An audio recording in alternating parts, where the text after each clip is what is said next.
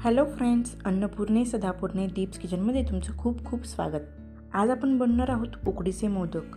उकडीचे मोदक बनवताना काहींना ते अवघड वाटतात, पण आज आपण अगदी सोप्या पद्धतीने मऊसूत असे होणारे उकडीचे मोदक बनवणार आहोत. चला तर सुरुवात करूया. उकडीचे मोदक बनवण्यासाठी इथे आपण ओला नारळ त्याची बॅक साईड काढून घेतलेली आहे व किसणीने किसून घेतलेला आहे. मोदकाचे सारण बनवण्यासाठी इथे मी कढईमध्ये 1 ते 2 चमचे गाईचे तूप घेतलेले आहे. सारणामध्ये घालण्यासाठी इथे मी काजू बदाम यांचे बारीक तुकडे करून घेतलेले आहेत. सर्वात आधी आपण बारीक केलेले काजू बदाम तुपामध्ये परतून घेणार आहोत. त्यानंतर आपण यामध्ये बारीक केलेला खोबऱ्याचा किस घालणार आहोत. तुपामध्ये खोबरे व्यवस्थित परतून घ्यायचे आहे. 4 ते 5 मिनिटे खोबरे परतल्यानंतर आपण यामध्ये बारीक केलेला गूळ घालणार आहोत. इथे मी 4 ते 5 टेबलस्पून बारीक केलेला गूळ वापरलेला आहे. गुळाचे प्रमाण तुम्ही तुमच्या आवडीनुसार कमी जास्त करू शकता. गूळ खोबऱ्यामध्ये व्यवस्थित मिक्स होईपर्यंत आपण ते परतणार आहोत. सारण बनवताना आपण गॅसची फ्लेम लो टू मीडियम ठेवणार आहोत. आता आपण यामध्ये 1/2 टेबलस्पून खसखस घालून घेऊया. व्यवस्थित मिक्स करून घेऊया. गूळ व्यवस्थित मिसळला गेलेला आहे. आता आपण गॅस बंद करून एका प्लेटमध्ये हे सारण काढून थंड होण्यासाठी ठेवूया. आता आपण उकड काढण्यासाठी इथे 2 वाटी तांदळाचे पीठ घेतलेले आहे. इथे मी बाजारात मिळणारे उकडीच्या मोदकाचे रेडीमेड पीठ वापरलेले आहे. इथे आपण ज्या वाटीने तांदळाचे पीठ घेतले होते त्याच वाटीने 1 वाटी पाणी व 1 वाटी दूध घेणार आहोत. दूध वापरल्यामुळे उकडीचे मोदक अगदी मऊसूत होतात. यामध्ये आपण 1/2 टेबलस्पून मीठ घालणार आहोत. त्यासोबतच आपण यामध्ये 1 चमचा गाईचे तूप घालणार आहोत. यामुळे मोदकांचा वातडपणा कमी होतो. दुधाला उकळी आणण्यासाठी आपण गॅसची फ्लेम मीडियम टू हाय ठेवणार आहोत. उकळी आल्यानंतर आपण अशा प्रकारे तांदळाचं पीठ दुधामध्ये घातल्यानंतर व्यवस्थित मिक्स करून घ्यायचं आहे. यावेळी आपण गॅस बंद करून ठेवायचा आहे. तांदळाचे पीठ व्यवस्थित मिक्स करून घ्यायचे आहे. तांदळाचे पीठ कुठेही कोरडे राहायला नको, व्यवस्थित मिक्स करून घ्यायचं आहे. तांदळाचे पीठ व्यवस्थित मिक्स करून झाल्यानंतर आपण यावर 10 ते 15 मिनिटं अशा प्रकारे झाकण ठेवणार आहोत, ज्यामुळे व्यवस्थित उकड बसेल. 15 मिनिटं झालेली आहेत. अगदी छान उकड बसलेली आहे. आता आपण हे एका ताटामध्ये काढून घेऊया. हे उकड काढलेले तांदळाचे पीठ आपण गरम गरमच मळायचे आहे.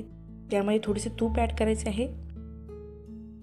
जर खूप गरम असेल तर आपण अगोदर अशा प्रकारे फुलपात्रे किंवा चपटे बेस असणारे भांडे वापरून व्यवस्थित स्मॅश करून घ्यायचं आहे. स्मॅश करून झाल्यानंतर पीठ थोडेसे थंड झाल्यावर आपण ते हाताने मळून घेऊया. हे पीठ हलक्या हाताने न मळता व्यवस्थित जोर लावून मळायचे आहे, जेणेकरून पिठाचा गोळा अगदी मऊ मळला जाईल.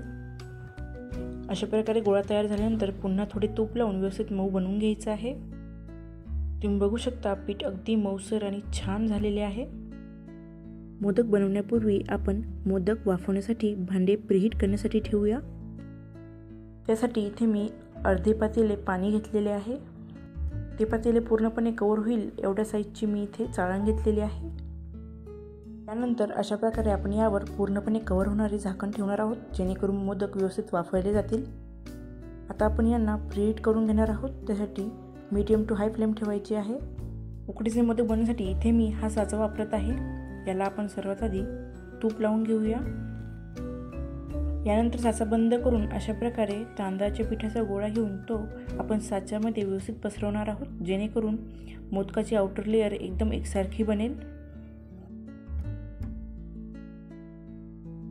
सर्व बाजूने व्यवस्थित दाबल्यानंतर आपण यामध्ये सारण भरून घेऊयात. सारण भरताना सुद्धा ते व्यवस्थित प्रेस करून घ्यायचं आहे.